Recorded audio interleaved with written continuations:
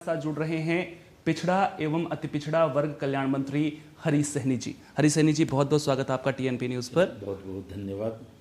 हरीश सहनी जी, सबसे पहले तो आपसे पहला सवाल यही रहेगा कि पिछड़ा एवं अति पिछड़ा वर्ग की जब बात होती है तो ये सवाल सबसे मन में आता है कि उनके विकास के लिए सरकार क्या कुछ कदम उठाती हुई नजर आ रही है ताकि जो पिछड़ा एवं अति पिछड़ा वर्ग है उसको उसका हक मिल सके।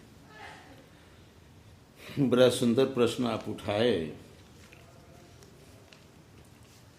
दुनिया के सबसे लोकप्रिय नेता, गरीबों के मसीहा, भारत के यशस्वी प्रधानमंत्री, दुनिया में एकलौता नेता हुए जो कहें सबका साथ, सबका विकास, सबका विश्वास, सबका प्रयास, वो कहें भी और करके भी दिखाए। आज जितनी भी योजनाएं हैं, आप विकास कितना हुआ इस देश में, ये कोई अर्थशास्त्री से पूछने की आवश्यकता नहीं है, कोई वैज्ञानिक से पूछने की आवश्यकता नहीं है। आप गांव में चले जाएं और किसी परिवार के जो सबसे बूढ़े हैं, उस समाज के जो सबसे बूढ़े लोग हैं, आप उनसे पूछें कि दादाजी, चाचा जी, आप बतावें कि आप देश कांग्रेस के भी कार्यकाल में देखे हैं और नरेंद्र मोदी जी के भी कार्यकाल में देखे हैं, लेकिन गरीबों के घर और गरीब के गांव, टोला, मोहल्ला, कस्बा में किनके कार्यकाल में योजना जमीन पर आया, तो एक बार में वो जवाब कैसे देते हैं? नहीं बाबू नहीं, हम लोग दूसरे को जानते ही नहीं है, बस मोदी जी। यह उत्तर आपको इस पटना, बिहार में नहीं, पूरे देश भर के जितने गांव हैं या शहर हैं, सब हर जगह ऐसे ही मिलता जुलता उत्तर नजर आएगा। मुझे लगता है देश कितना विकसित हुआ और गरीब कितना विकसित हुआ, पिछड़ा अति पिछड़ा को कितना हक मिला, आपको इन्हीं प्रश्नों से, इसी उत्तर से आपको सब कुछ मिल जाएगा। क्यों? जिसको आप गरीब कहते हैं, आप देखिए, झांके, वो है कितना परसेंटेज, कौन है उसमें, आपको मूल रूप से पिछड़ा, अति पिछड़ा, दलित, महादलित यही मिलेगा। तो इसलिए जो भी योजना आया सरकार की तरफ से, चाहे वो केंद्र की सरकार हो या राज्य की सरकार हो, ये सब कुछ मूल रूप से गरीब के लिए, अर्थात पिछड़ा, अति पिछड़ा, दलित, महादलित के लिए आया। इसलिए ये मोदी जी के कार्यकाल में किसी को कहने की आवश्यकता नहीं है कि पिछड़ा, अति पिछड़ा के लिए वो क्या दिए हैं, ये कहने की आवश्यकता नहीं है। इसी अति पिछड़ा में निषाद समाज भी आते हैं, जहां से, जिस समाज से मैं भी आता हूँ। आप जरा देखे, मैं जिस समाज से आता हूँ, लोग कहते हैं निषाद भाई, कि कभी एक जमाना था कि निषाद का नाम किसी भी प्रधानमंत्री के जुबान पर किसी मंच से नहीं आया करता था, और हमारे प्रधानमंत्री नरेंद्र भाई मोदी जी सिर्फ नाम नहीं लेते हैं, वो जब से इनकी सरकार बनी, विदेश में जितने नाविक, मछुआरे भाई विदेश में पकड़े गए थे, सीमा उल्लंघन में मछली मारने के दौरान वो भाग जाते थे, उस सभी के सभी 5 साल 10 साल से सब सड़ते थे। लेकिन हमारे प्रधानमंत्री जी आए, सबको छुड़ा कर लाए। निषाद समाज को जैसे लगा कि कोई प्रधानमंत्री हमको मिले हैं, वो तो वहां से काम किए। फिर मलाहों को विकसित होने के लिए, समाज के मुख्य धारा में आकर खड़ा होने के लिए, रोजगार के लिए, वो मछली उत्पादन के लिए जो राशि दिए, प्रधानमंत्री मत्स्य संपदा योजना के माध्यम से, आप देखेंगे आज अभी हम आए हैं शिवांग से, देख चारों तरफ तालाब तालाब तालाब खुदाया जा रहा है। एक भी मलाह भाई ऐसे नहीं है जो अपने टेट के रुपया निकाल करके खुदवा रहा है। सारे के सारे हमारे प्रधानमंत्री, यानी कि सरकार लगातार इनके विकास की दिशा में काम करते हुए नजर आ रही है। निषाद समाज की आपने बात करी, जब निषाद की बात आती है तो निषाद राज का जिक्र खुद ब खुद आ जाता है, और जब निषाद राज का जिक्र आता है तो भगवान राम का जिक्र आता है। और अभी सीतामढ़ी में माता सीता का मंदिर भी बनाया जा रहा है। पर्यटन के मानचित्र पर आप किस तरह से बिहार को देखते हैं? क्या उस दिशा में विकास हो रहा है बिहार में? और अब सीता माता का मंदिर बनना कितने गौरव की बात? देखिए, मैं बोलते रहता हूँ, देश में कोई मंच नहीं जहाँ भाजपा का, जहाँ भारत माता की जय नहीं बोला जाए। सब बोलते हैं जय, क्यों? वो है क्या जय? जिस देश की आजादी में 10 लाख से अधिक पूर्वज कुर्बानी दिए, उन तमाम शहीदों के सपनों का भारत का जय हो, वो भारत माता की जय। और दूसरी तरफ कहता हूं कि गले पर जितना देश भर में आप कहीं जाए तो कंधे पर केसरिया आप देखेंगे, मंच पे होता ही होता है। ये केसरिया क्या है? जिस देश को दुनिया ने आध्यात्मिक नहीं, आध्यात्म गुरु का उपाधि दिया, जिस देश को दुनिया ने ऋषि मुनि संत महात्माओं का देश भारत कहा, उन तमाम संतों, उन तमाम सनातनी का एक रंग, प्रतीक, चिन्ह जो है वो क्या है? केसरिया। सृष्टि निर्माण से लेकर अब तक हमारा वो रंग है केसरिया। तो कंधे पर केसरिया मतलब केसरिया का रक्षा, मतलब सनातन का रक्षा, और जुबान पर भारत माता की जय। तो अब देख लीजिए, हमारे प्रधानमंत्री जी 370 भी हटाते हैं, और उसके साथ साथ जिस राम को न जाने दुनिया में कितने देशों में पूजा जाता है, जिस राम का देश में लाखों मंदिर है, जिस राम के रामचरित्र मानस को पढ़ कर हम इतना संस्कारित हुए कि दुनिया हमें अध्यात्म गुरु कर दिया, उस राम का राम जन्मभूमि, मंदिर तो हर जगह है, लेकिन राम जन्मभूमि एक तरफ बनता है और दूसरे तरफ जगत जननी माँ जानकी का जन्म स्थली मिथिला, और मिथिला में सीतामढ़ी के पुनौरा धाम में जगत जननी माँ जानकी का जो जन्म स्थली है, आज उस जन्म स्थली पर हमारे नरेंद्र मोदी जी और बिहार के सूबे के माननीय मुख्यमंत्री जी ये मिलकर कहे देश का रक्षा और धर्म का रक्षा दोनों होगा। मर्यादा पुरुषोत्तम श्री राम का यदि मंदिर दिव्य और भव्य बना है, तो मां जानकी का भी मंदिर दिव्य और भव्य बनेगा। इसके लिए 8 तारीख को हमारे दुनिया की राजनीति के चाणक्य कहे जाने वाले हमारे अमित भाई शाह जी आ रहे हैं।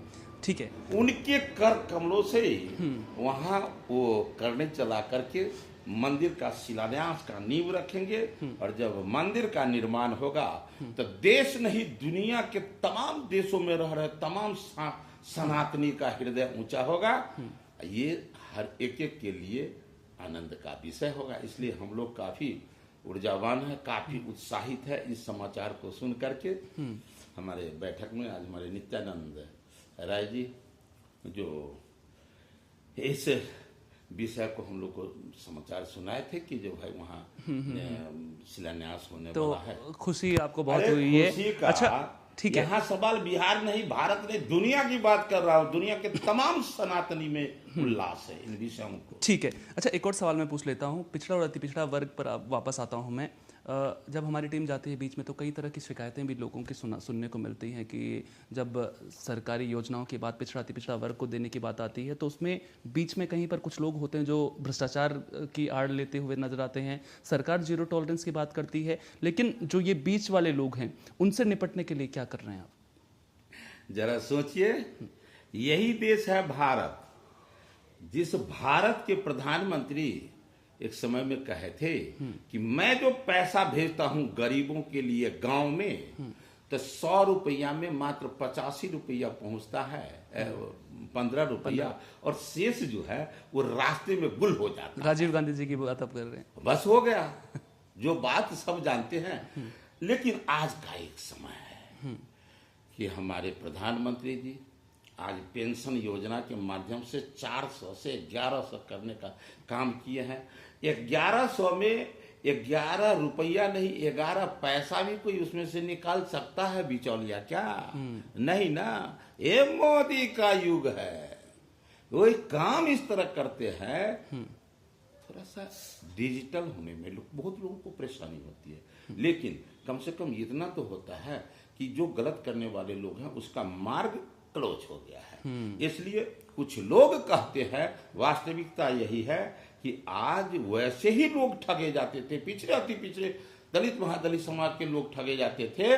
आज लेकिन इस युग में एनडीए के कार्यकाल में उनको सबसे ज्यादा रहा। जो पढ़े लिखे लोग हैं, चाहे वो किसी भी समाज का हो, जो पढ़े लिखे लोग हैं वो ज्यादा नहीं मतलब ठगाते थे, ये गरीब गुरबा लोग ठगाते थे। लेकिन आज इस एनडीए के कार्यकाल में उन्हें काफी सुविधा मिला, इसलिए लोगों में उल्लास है। और कितना उल्लास है ये आप देखेंगे 2025 के चुनाव में। ठीक है। अच्छा, एक और सवाल मैं अब आपसे लेना चाहूँगा।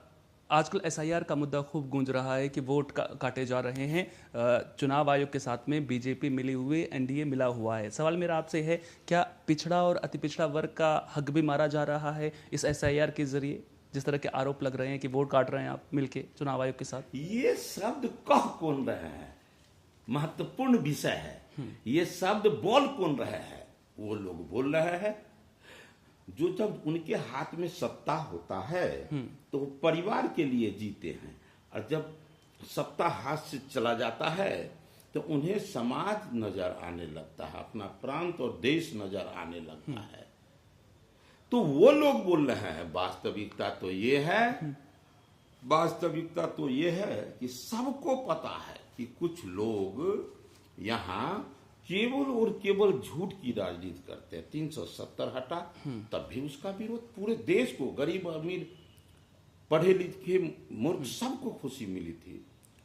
3 तलाक में सबको खुशी मिली, राम मंदिर में सबको खुशी मिली, वक्फ बोर्ड संशोधन बिल पारित हुआ उसमें सबको खुशी मिली।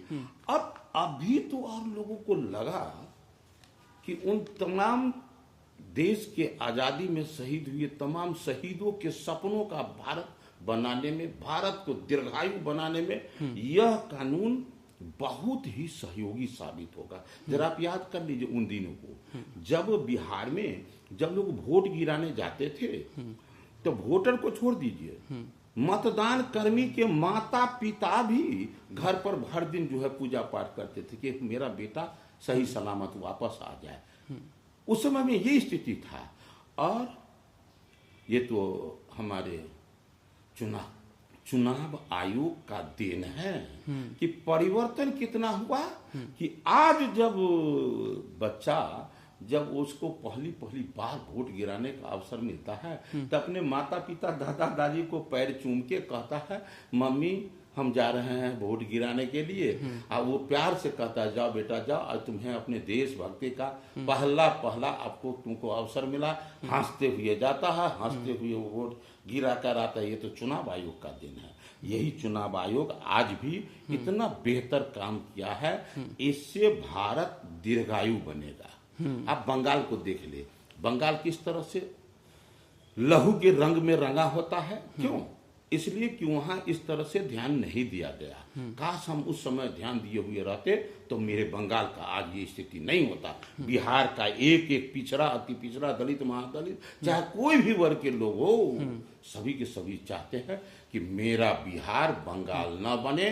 तो उसके लिए करना क्या होगा? मैं बहुत बार बोलते रहता हूं कि जब मरुआ और मकई जब एक मिक्स हो जाता है तो किसान उसको चलनी में चाल लेता है। तो क्या होता है? मरुआ अलग और मकई अलग हो जाता है। इसमें तो पता चल जाएगा कि कौन है। चूंकि भारत में जो हिंदू मुस्लिम सिख ईसाई कोई भी है, उन्हीं को वोट गिराने का अधिकार है, कोई बाहरी को वोट गिराने का अधिकार नहीं है। जो वैसे लोग हैं इस चलनी में चला जाएंगे, इस चुनाव आयोग के चलनी में चला जाएंगे, और जो हमारे देश के लोग हैं, हमारे प्रांत के लोग हैं, वो अलग, और जो बाहरी है अलग हो जाएंगे। इसलिए सारे लोगों को खुशी है, केवल और केवल नेताओं को छोड़कर। विपक्ष के नेताओं की आप बात कर रहे हैं, ठीक है, जिस तरह से कष्ट है, ठीक है, उनका कष्ट, उनको कष्ट आप देना चाहते हैं बिहार की आम जनता, इसलिए कि बिहार के जनता को वो सरकार बहुत कष्ट दे चुकी है, इसलिए अब उसको अब कष्ट देना सुनिश्चित करना। यानी कि आप कह रहे हैं कि विपक्ष जो है जानबूझकर इस तरह के आरोप लगा रहा है। हालांकि जिस तरह से आपने कहा कि बाहरियों का मुद्दा उठाया, उसको लेकर के लगातार विपक्ष की ओर से, तेजस्वी यादव की ओर से ये भी कहा जा रहा है कि चुनाव आयोग ने जो डॉक्यूमेंट पेश किए उसमें बाहरी की बात नहीं। खैर, आगे बढ़ेंगे चर्चा में। अब मैं बात करूंगा पिछड़ा अति पिछड़ा वर्ग को लेकर के सियासत के, क्योंकि पिछड़ा और अति पिछड़ा वर्ग को अब कहीं ना कहीं जो सियासी पार्टियां हैं वो एक सियासी मोहरा सा मानने लग गई हैं। अब राहुल गांधी आते हैं दरभंगा में, वो कहते हैं कि पिछड़ा अति पिछड़ा वर्ग के लिए सरकार कुछ नहीं करती है, सरकार जो है औद्योगिक घरानों के जो लोग हैं उनकी मित्र है। इस तरह के आरोपों को आप किस तरह से देखते हैं?